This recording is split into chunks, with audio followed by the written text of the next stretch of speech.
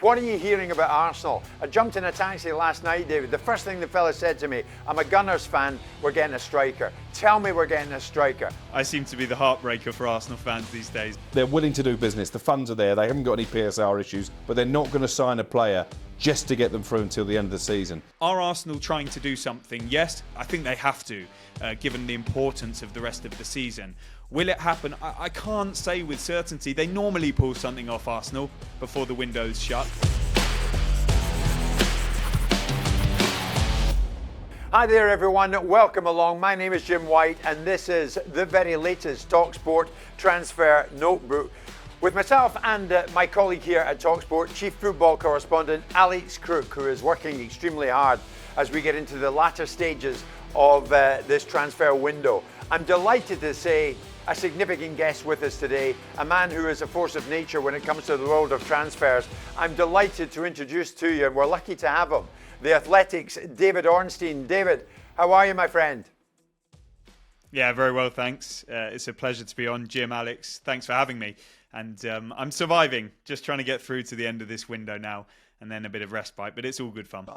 David, you're right. It's about survival. I mean, in my time at Sky Sports, as you'll remember, the world of transfers became fairly significant for me. It became my staple diet.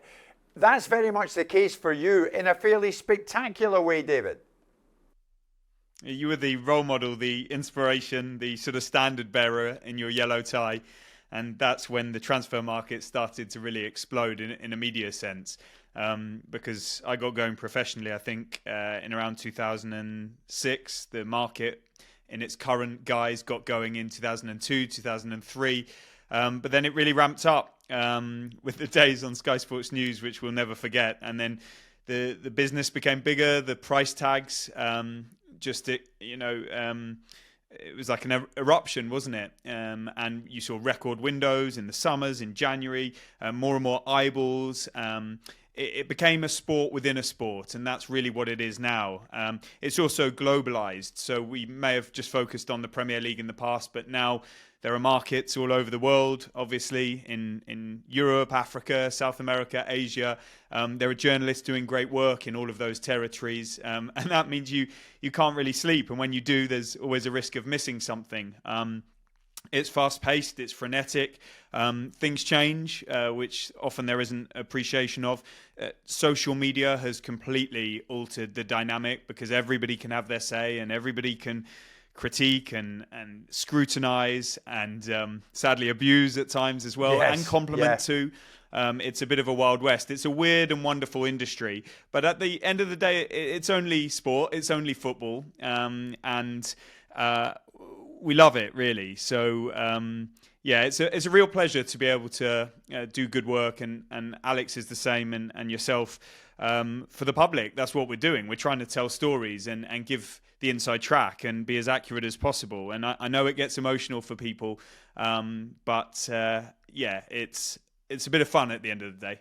Exactly. I mean, David, the public love it. They certainly love what you produce on your social media content. I mean, the man we were talking to, Alex, this lunchtime, 3.1 million Twitter followers. That's all right, isn't it? He's a popular man, the man Ornstein. He is, and when David speaks, we listen. Obviously right at the forefront of all the big breaking stories in this transfer window. I'm sure that will be the case right up until 11 o'clock on Monday, and we are on the home straight now, aren't we? And as David has already alluded to, I think we're all looking forward to a little bit of rest and maybe lying down in a darkened room come midnight on Monday night. We are indeed. So, Alex, let's get into it. I mean, between now and the deadline itself on February the 3rd, what kind of time is shaping up? Have you envisaged what you think the time on into February the 3rd is going to be like now? I have a feeling we're going to be talking about Chelsea and Manchester United in particular. Obviously, stories coming out, sources in Italy today suggesting that deal that United have been trying to strike with Lecce for Patrick Dorgu is getting closer. And I'm fascinated to get David's view on this because it's significant money for me, in excess of £30 million for a 20-year-old. Seemingly United, the only club at the table at this moment in time. Obviously, it's a key position, left wing back for Ruben Amorim with this system that he's so wedded to. But is there a fear amongst Manchester United fans, and not for the first time, they may be paying over the odds for a player? I should be throwing that back at you with your United expertise. But, if we step back from it, Alex, it's actually a relatively small fee compared to some of what Manchester United have paid in recent times, and Anthony most notably. And, we could do a whole podcast on Manchester United transfers in recent history. You would like to think and give them the benefit of the doubt that the new regime has acted a bit more prudently on this one, because initially they had a lot of admiration for Nuno Mendes at PSG, who's a top level left back, and the finances, even if he wanted to come, which I'm not aware of, would have been far higher in terms of loan fee if that was going to be the case, and salary, etc. So you'd like to think they've crunched the numbers and identified this as a decent value for money transfer if it goes through, with a limit on what they're prepared to go to. Now, it does seem that there's going to be a compromise reached. It will probably be a little bit below what Lecce wanted, and maybe a little bit above what Manchester United were seeking to pay. They did look into other options, such as Alvaro Fernandez, who they have a buyback option on. I think it's around 18 million euros at Benfica. You could scrutinise the wisdom in letting him go in the first place. But again, that was sort of the previous regime. And there were a couple of other names in the frame. There probably still are. But it's a position that Manchester United have needed to solve for a long time. And Dorgu looks like an impressive talent, but he also looks raw at this stage of his career and his age, and he'd be coming in mid-season, and potentially with the Shaw and Malacia situations, he would need to hit the ground running. And so no doubt there'll be anxiety running through the United fan base yet again, because recruitment has been such a sore topic in recent times.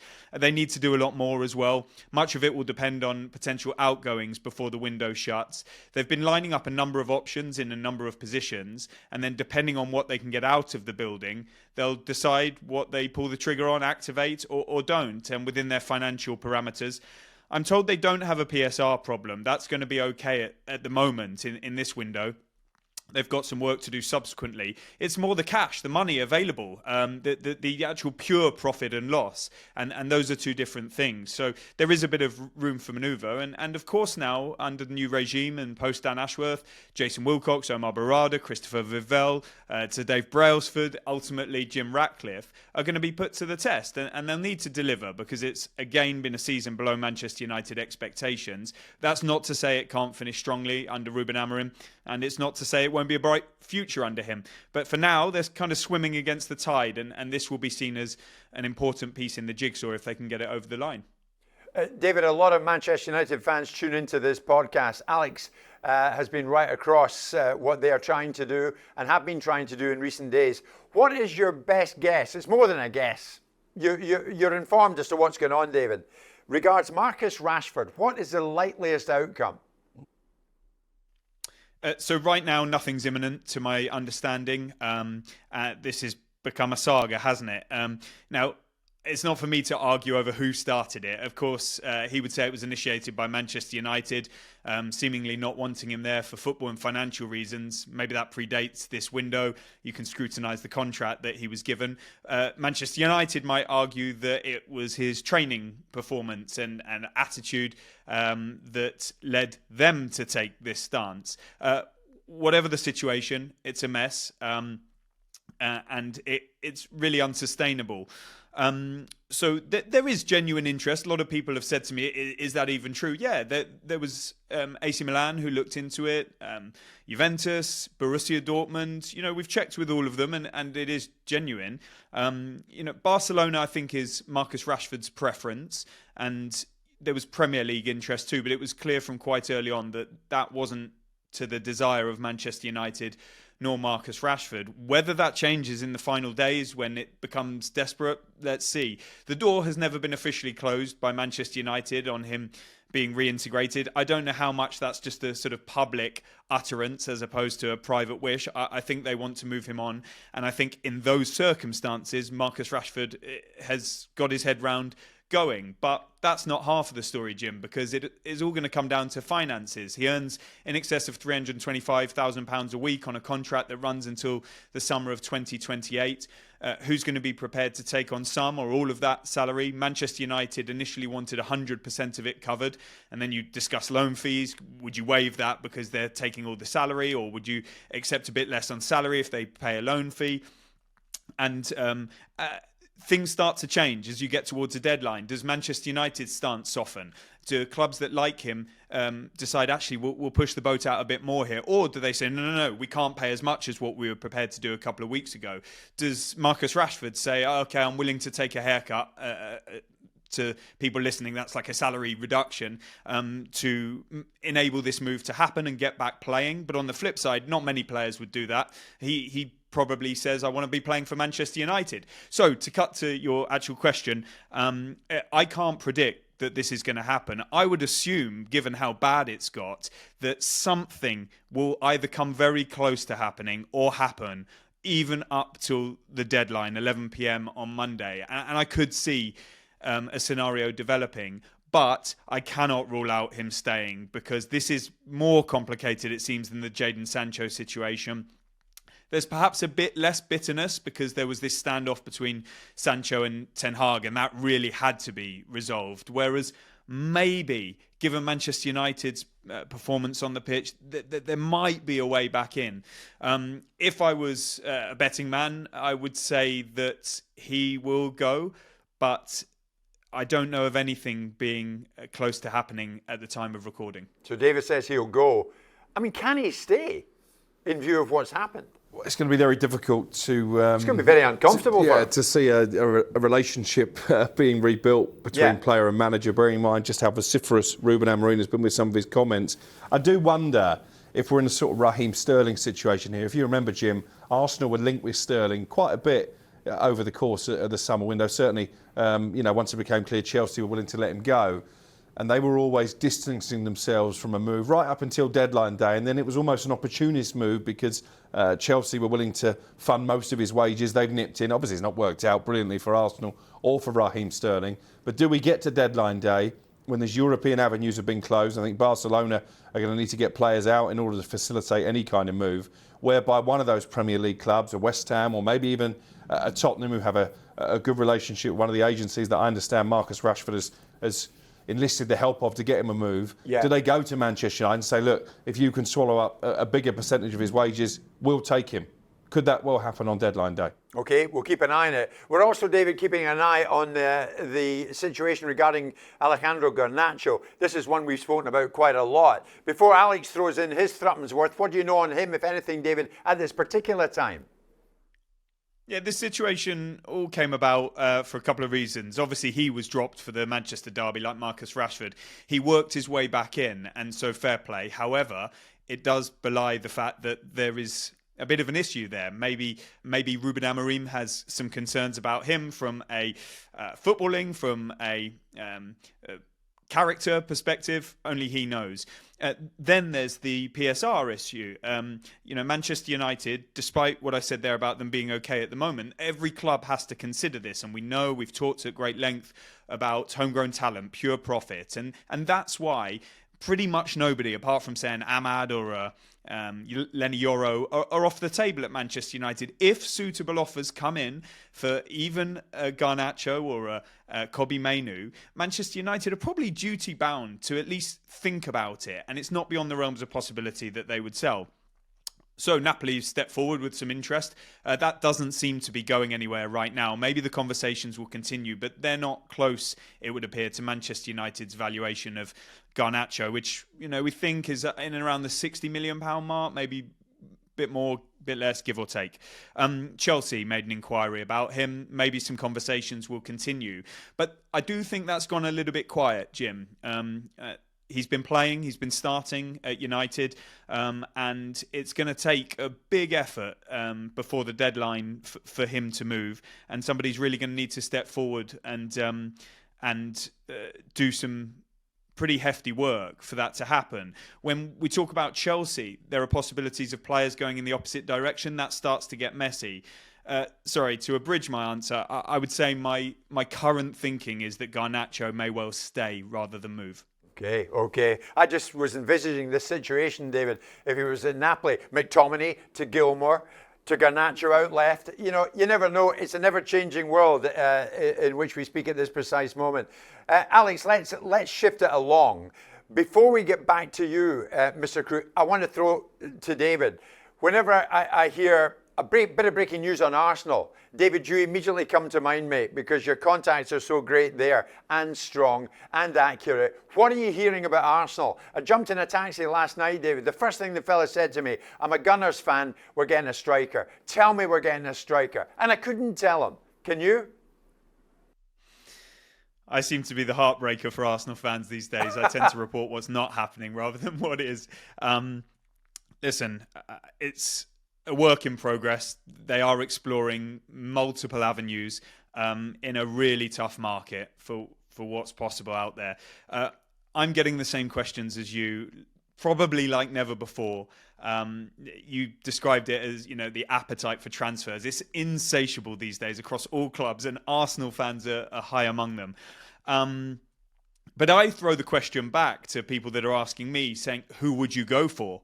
Because I can give you many reasons why things can't happen. Alexander Isak, who's the apple of Mikel Arteta's eye, is not available now, probably even in the summer. If he was to move, it would be too expensive. He's at the centre of Newcastle's project. They want to renew his contract. Benjamin Sesko isn't moving this month. Maybe he'll move in the summer. Can they get the finances together? Who else will be in the frame for him? Let's wait and see. Then you start to go to other names. Victor Gyökeres. Well, I don't think he's high on Arsenal's agenda, and I don't think Arsenal are high on his agenda. He'll probably go elsewhere in the summer. And you start working your way through things like that. Brian Mbeumo, he's not leaving Brentford this month. It would take something astronomical to change that. Maybe he'll leave in the summer with 2 years to go. It will still take a hefty fee. Okay, so we've gone through a few permanent options there. Dusan Vlahovic, yeah, they've looked at him in the past. It wasn't ever realistic in this window, despite him having a bit of an issue at Juventus. So you flip to the loans, because if Arsenal are going to spend this January, and they may still, by the way, the owners are prepared to back Mikel Arteta in the market again if they can find the right player, that's going to detract from their summer budget. So who's available in the loan market, Jim? I have no idea what decent striker. Mikel Arteta says it needs to be a player that they really want, not just bringing in for the sake of it. Evan Ferguson is available on loan, but Arsenal have used their 2 domestic spots. So that ship has sailed by the looks of it. That's why it's so complicated. Are Arsenal trying to do something? Yes. Do I think they will do something? I think they will try to do something. They will make attempts to bring... I think they have to, given the importance of the rest of the season.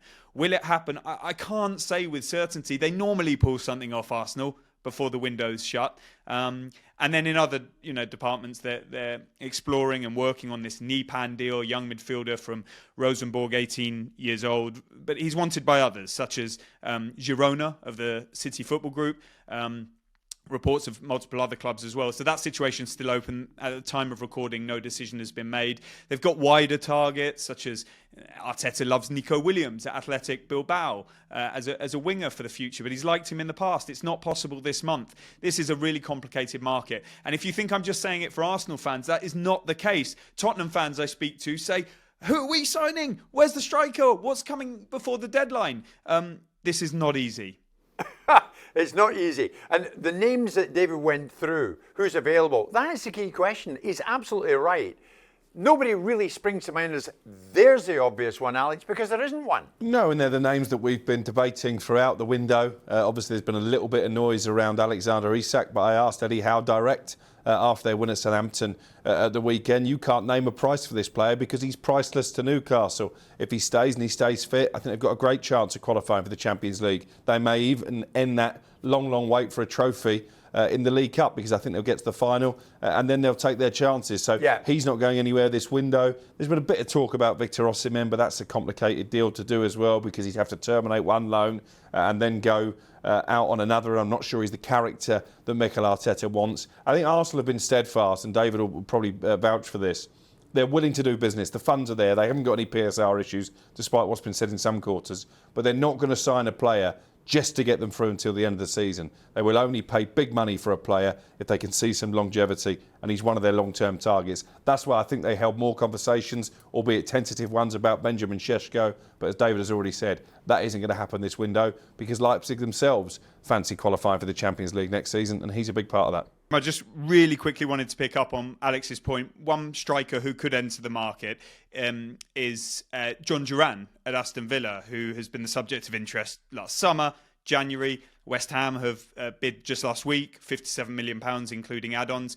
Villa don't intend to sell him, but if an offer comes in the region of £80 million, it's something I think they would consider before this deadline, and that could become one of the big stories. There's interest from the Premier League, from Saudi Arabia, from major clubs in Europe. And because of Arsenal's situation, some in the public domain have sort of suggested, fans are asking, could Arsenal go for Duran? Sorry to disappoint them again. That's not a player Arsenal are going for. So we'll have to see where, if he does move, and where he'll end up. So on Tottenham, with Ange doesn't have his problems to seek, can we put the smile on any faces of the Tottenham fans listening to us right now, David? Look, Spurs, like Arsenal and other clubs, have done a lot of work to try and reinforce in this window, and a lot of it just isn't possible. And for some clubs, and I'm not making excuses, it's better to keep your powder dry and wait 4 months, which it will be by the time this window closes, until really the end of the season. Then you can start trading again. That will not be music to the ears of supporters. Liverpool take that stance quite often. Let's hold back until the right opportunity comes around. Tottenham made a quick move with Kinski, an impressive young goalkeeper who they'll hope will be a top player of the future. But of course, they wanted, if possible, to bolster in attacking and defensive areas. They were initially looking for loans. Could they bring forward some summer activity like they did with Kinski to do permanent? That's something they would have looked into. But again, I've got to be honest, and things do change, so forgive me if it does, but I don't know of anything right now. They've got players coming back to fitness in terms of, Richarlison, and they'll be looking for their centre-halves to return to the side, their fullbacks, their first-choice goalkeeper. It's a remarkable injury crisis at Tottenham. I'm not putting that as an excuse because we all talk about Bournemouth having had more. But I'm sure they'll explore possibilities until the deadline. No doubt about it. They don't have a PSR issue. It's been more a cash flow problem. I know the fans want signings, and clearly efforts are being made to do that. We just can't guarantee it. Somebody like Evan Ferguson's an interesting one with Spurs because, he's on the market. It would be a possibility for them. Also like an Everton, a Bournemouth, a West Ham and a Fulham in the mix. But yeah, sorry to say I don't know names just now. Yeah. So many clubs have surprised us, David. Bournemouth going so well. Nottingham Forest, Ali's going so well. David, you reported that Forest put in a £22 million bid for Brentford's Wissa. What's the latest? Is there a latest? Do you expect that to develop? Look, in an ideal world, Brentford would keep Wissa, and he's delivering for them, and that's crucial. He's 28, I think, and he's got a couple of years left on his contract. They're wily foxes at the G-Tech, and they will put a price on his head that somebody has to meet or he's staying. Clearly, Forest didn't meet that initially with £22 million offer. Their interest remains. Will they go higher? Will that entice Brentford? They're in no rush to do it. They're in no financial necessity to do it. We've talked about an Arsenal and a Tottenham. Would they look into a Wissa? I don't know of it with Arsenal in terms of the profile. I don't think that's one they've bitten on.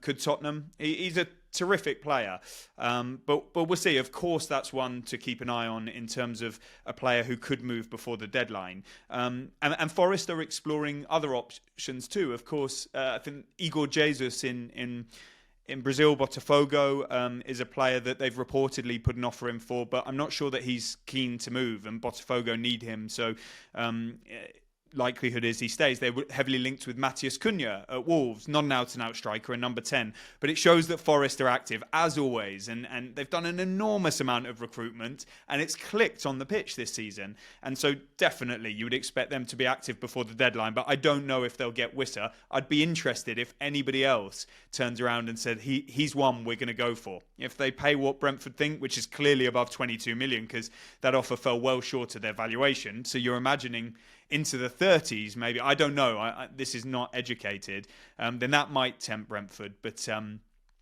yeah, not an easy one to do. David, you're giving us so much information, and we knew that that would be the case. That's exactly why we extended the invite for you to come on.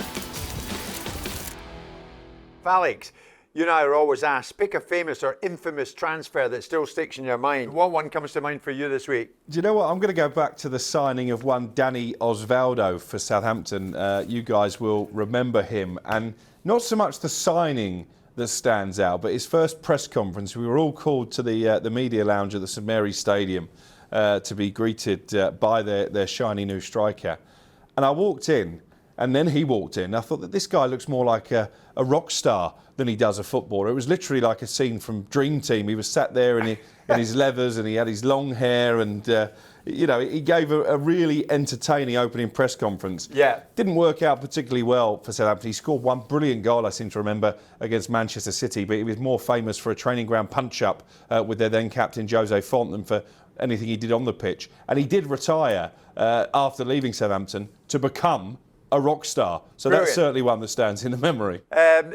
David, I've been reflecting on quite a few. Ozil to Arsenal was quite an Arshavin to Arsenal. The night that Berbatov went to United and Robinho, I thought was going to go to Chelsea, but went to City. Even Aaron Ramsey going to Rangers. Aaron, how are you? The one I thought of, David, when I used to go on set at Sky, I used to try and have a bit of information up my sleeve that I could break when I went on there. And I went on in a bit of a kind of dry basis, but I did notice on set was a former Arsenal player who will remain nameless, who was a pundit that night. And I said, come on, help me with this. Danny Welbeck to Arsenal. It's your club. What can you find for me? So I got him texting, and it came back, and he passed me his phone. Medical, right now. Welbeck, medical happening. And then the rest was history. If you remember, it was back in 2014, and I think Welbeck went to Arsenal in the region of 16 million quid.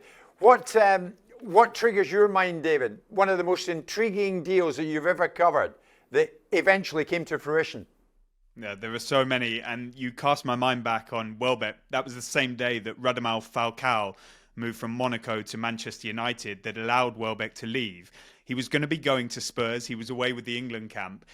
Arsene Wenger, who was the Arsenal manager at the time, was in charge of the Match for Peace in Rome, and I think he'd been in the Vatican, and he was in the dugout, and this deal was unfolding back in London, and he gave his blessing, you could say, to that transfer, and Danny Welbeck ended up at Arsenal. I'm going to stick with that theme of that club, seeing as you started it, and a story I worked very closely on, and it's at this time of the year, so why not? It's Kim Källström, and he was a very impressive sort of Sweden international. I think he'd been playing for Spartak Moscow. Arsenal needed some reinforcements mid-season, and they turned to him in midfield. Unfortunately, when you talk about medical, it diagnosed a broken bone, a vertebrae that had cracked in his back. And Arsenal must have thought, what on earth, the one player we've gone for, it's deadline day approaching, what are we going to do? It materialised that on the winter training camp in warm weather for Spartak, he had injured himself playing beach football. It must have been an overhead kick or something, landed awkwardly on his back and ended up in a pretty sore state. So Arsene Wenger had a dilemma, and he ultimately decided, I'm going to sign him anyway. I believe in him. We're going to rehabilitate him and hopefully make use of him. He went on to score, I think it was the winning penalty in the FA Cup semi-final that got Arsenal to the final because they nearly went out against Wigan. They won the final. Was it against Hull City that year when they came from a couple down? And that ended their trophy drought. And Kim Källström played a key part in that. So that's the January transfer of many I remember. You'll remember better than me. Fernando Torres leaving Liverpool in 2011 for Chelsea. Andy Carroll coming down to Liverpool in a helicopter from Newcastle. So many. So many. David, terrific stuff. One thing I want to put to you just before I go. I've got 500,000 Twitter followers. No friends, well, apart from Alex. And now you, David, I hope. What's it like, Mr. Ornstein, having over 3 million followers? Well, you always pride yourself on quality rather than quantity, and the quantity is hopefully a repercussion of the quality. So I try to do things the right way, in a completely respectful manner, always prioritizing accuracy over speed. And if you can tick both boxes, then fantastic.